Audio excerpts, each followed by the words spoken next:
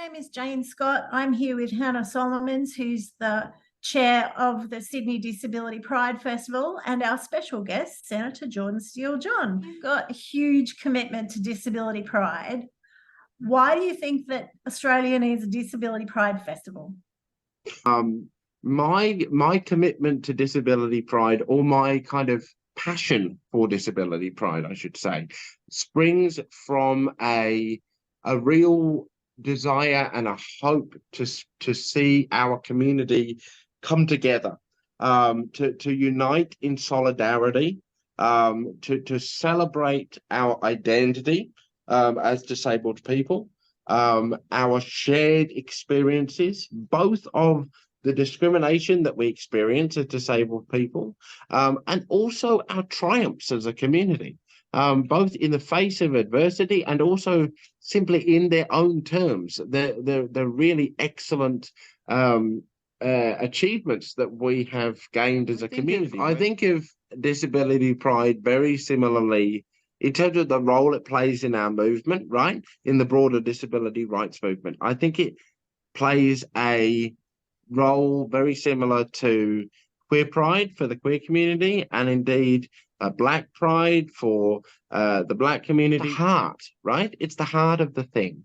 It's both the joy that enables us to celebrate and also the solidarity that enables us to commiserate and to join together in moments of struggle and grief. Every now and again, and I'm sure I'm not alone in this, there'll be a moment where you go to access a venue and you can't because there isn't a ramp, or you can't get on the beach because there isn't beach matting or a proper beach chair, or the way that you interact with somebody is misinterpreted or interpreted ungenerously due to neurotypical assumptions. In the moment, you're just like, oh, this feels shit, and I wish I didn't have to experience this all the time.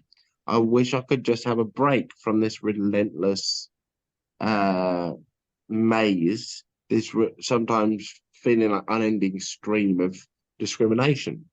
And what disability pride helps me do in those moments is, rather than turn that feeling inward and let that, filter into an idea of me being broken or lesser, or any of those internalized ableist thought processes, it allows me to go, I'm not alone in this.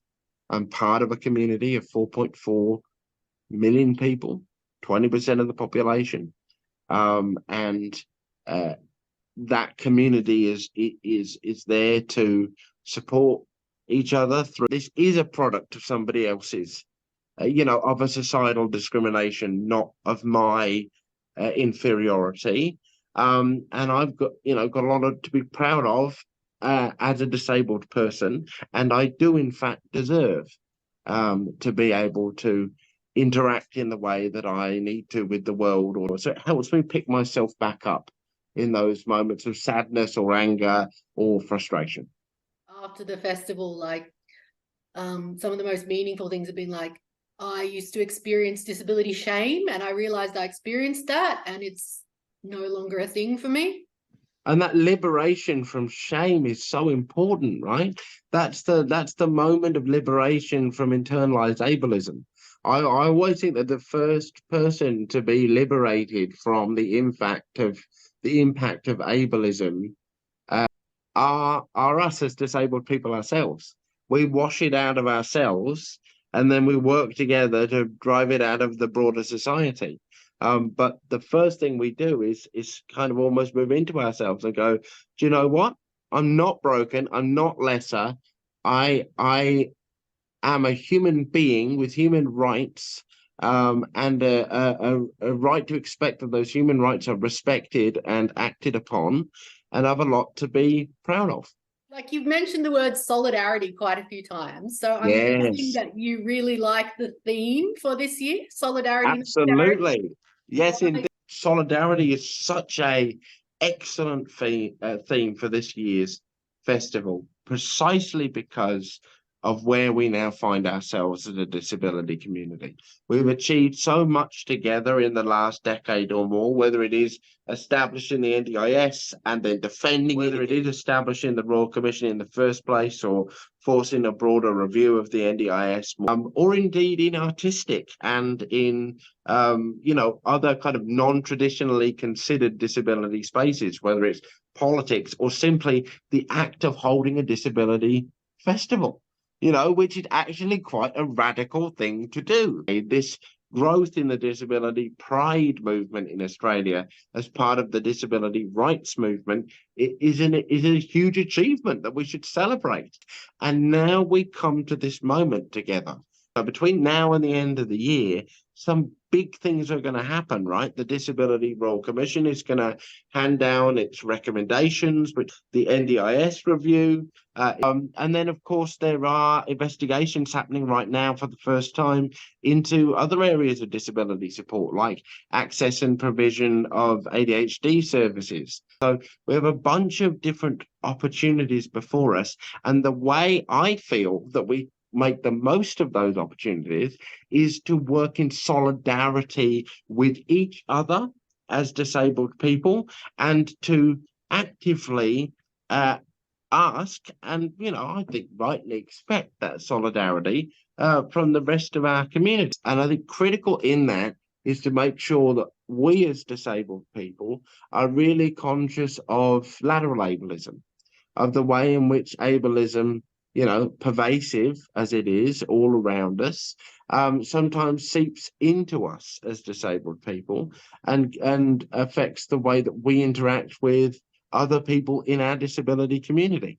And we need to make sure that we are open to being called in about that, and also making sure that as we respond to those huge moments around the Disability Royal Commission and around the NDIS review and others, that we're making sure that the changes that might be made based on those recommendations actually work for everyone in our disability community. That we need to make sure that as we move forward together, and that's what solidarity makes possible. What would you like to invite allies and people who are supportive of disabled folks to shift from a charity approach to a disability pride approach? What tips can you suggest? Well, first of all, I think it's really important to acknowledge just how entrenched the charity model is. I will never forget the first time I ever put my hand up to be a candidate. And so I managed to convince some local shopping centre owners to let me have a stall in the shopping centre, which and I set the whole thing up like a massively green stall area, like posters, leaflets on the table, all of the things. And I was there kind of shaking hands with people and, hi, I'm your local candidate. Repeatedly, every now and again, somebody would come out of Coles and they'd put change on the table, or they'd come up and just leave a $5 note on the table because they saw a disabled person trying to get their attention and immediately went to, they must be raising money for charity. And that was with everything in their face being like, this is a green person. They just saw disabled person equals give them money. So we have to recognize how deeply this is entrenched, and make sure that we are checking ourselves when we kind of checking in with actual disabled people to get their perspective of. But ultimately, we need to move from a paradigm of charity to one of rights, precisely because charity is optional, right? You decide as a person whether or not to give based on whether the object of your charity is compelling enough to you. And that is no way to solve, to dismantle a barrier that is something that is actually impacting somebody's human rights, because whether or not you like that person or find that person's narrative compelling, it doesn't actually affect whether that person should be able to access that space or gain that information or live their lives free of a certain way of treatment. So charity actually, it locks us into the inequality that we currently experience. And that's, I think, what more people need to understand. Well, I'm hoping that our festival on September the 16th in Ashfield Civic Centre from 11 till 2 is going to help people to move very much in that direction. So thank you so much for your time, Jordan. Thank you so much, Jane. Thank you so much, Hannah. The work that you are doing is such an important part of our movement, and I know is so deeply appreciated by so many people.